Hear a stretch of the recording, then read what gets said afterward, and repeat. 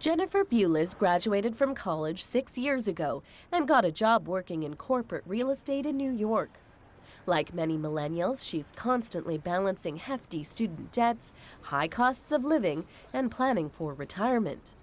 It's hard to remember to invest, and it's hard when you kind of see your paycheck coming in and being like, oh, I should take some of this and like really invest it, because you're like, oh, but I've already kind of spent it in my head. So it is a struggle.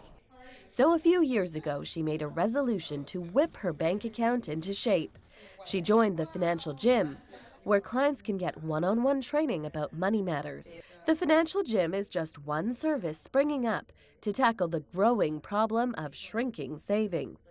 The gym's founder says part of the problem for these millennials is the shifting workforce. We see a lot of our millennial clients working for startups or creating their own businesses or working for companies that don't have the robust balance sheet that can give them a 401k or traditional retirement savings option.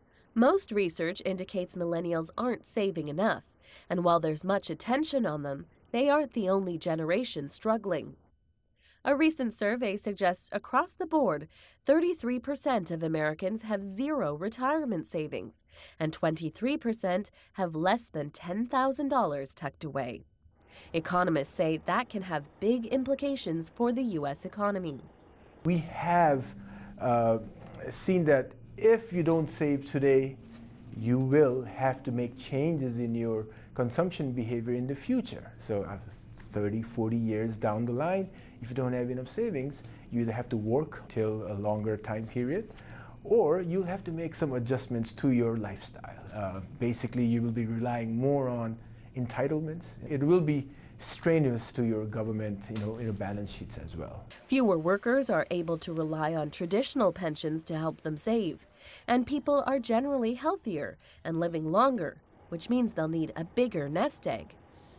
To meet their financial needs, more Americans are working past the age of 65 than ever before.